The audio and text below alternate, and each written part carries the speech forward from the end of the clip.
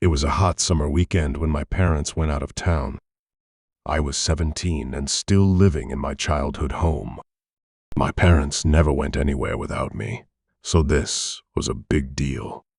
They were the kind of people who always stayed home and rarely ever took breaks.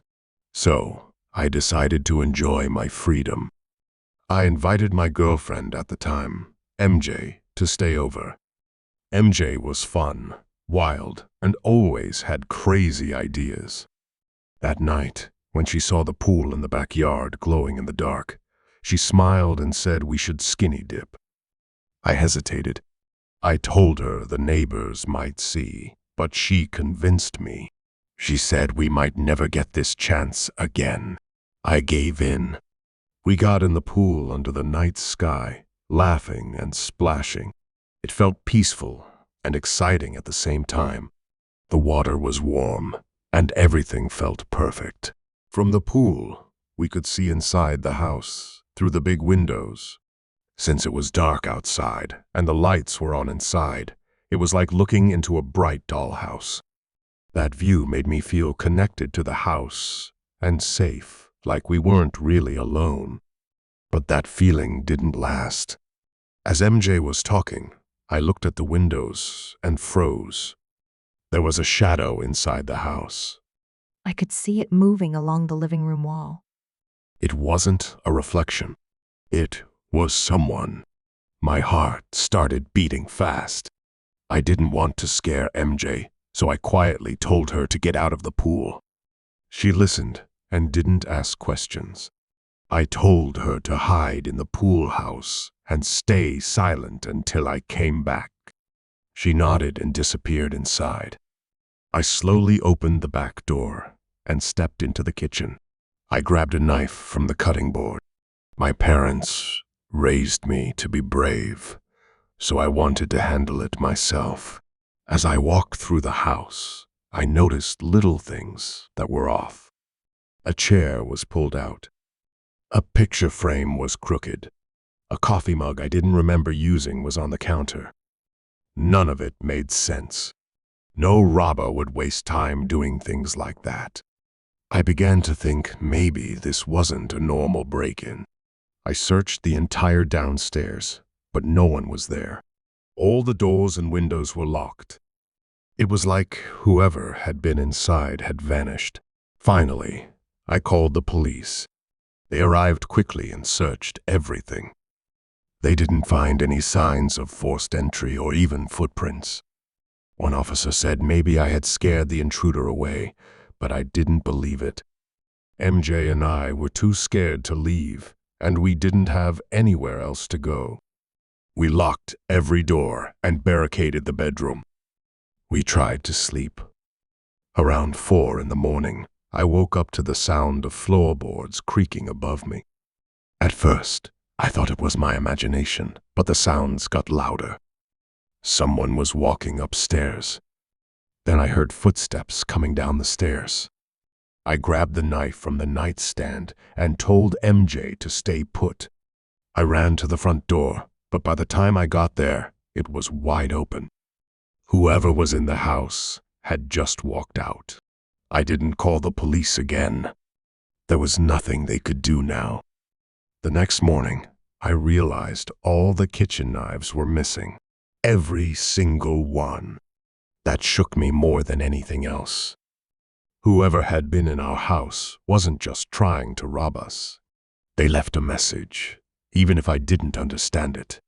They also took small things, some cash, a couple of watches, some electronics, but the knives were what stayed with me. When my parents came back and I told them everything, they were more understanding than I expected.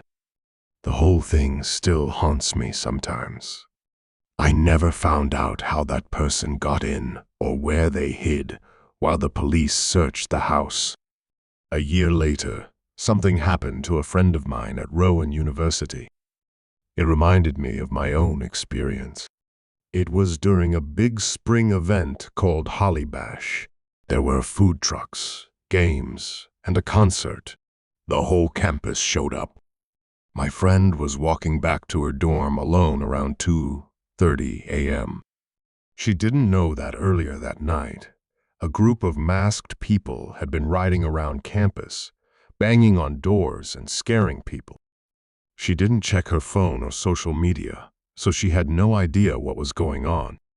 When she got to her dorm, she noticed a guy sitting in the lounge wearing a ski mask. He wasn't doing anything, just sitting there silently. She paused, confused and scared. Then the man suddenly jumped up and faced her. She didn't think. She ran into the bathroom and locked the door. She stayed in there for 5 minutes, waiting for everything to go quiet. When she peeked out, the hallway was empty. She thought maybe he had left. But when she walked toward the other exit, she saw him again.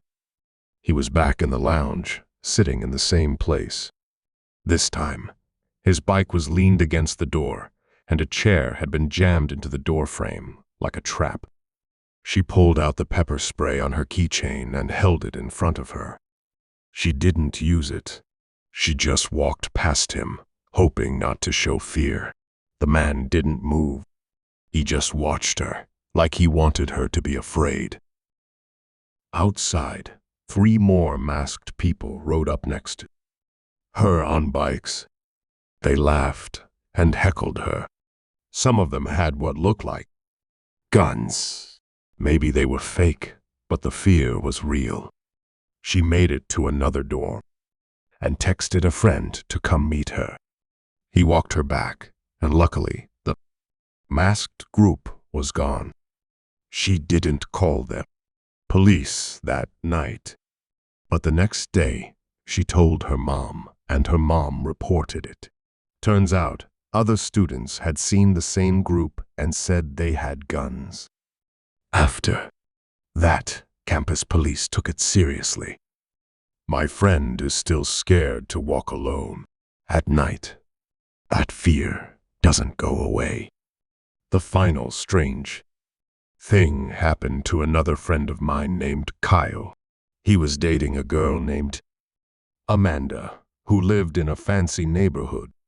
Her parents were always away, and she threw a party at her house. The party was packed.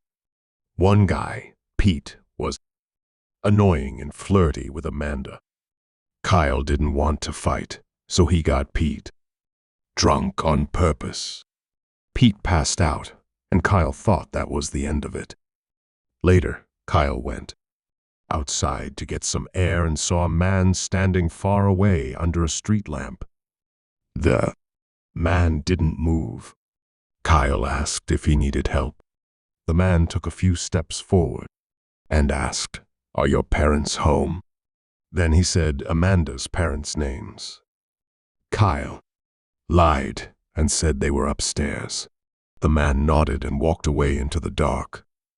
Later, someone rang the front doorbell, but everyone was told to use the back door. That meant someone new had come. A drunk girl said she let in an older man who claimed to be a family friend. Kyle rushed to the parents' room. The drawers were open, and jewelry was missing. The guy had robbed them. But then Kyle saw movement in the mirror. The man was still there. He turned just as the man tackled him. They fought, and Kyle barely got him off. The man jumped out the window and ran off. Kyle called the police, not to arrest people, but to help clear the house. The next day, Amanda told her parents. They were angry, but they didn't call the cops. The house had no cameras. It was over. But Kyle never forgot how fast things can turn scary, even when you think you're safe.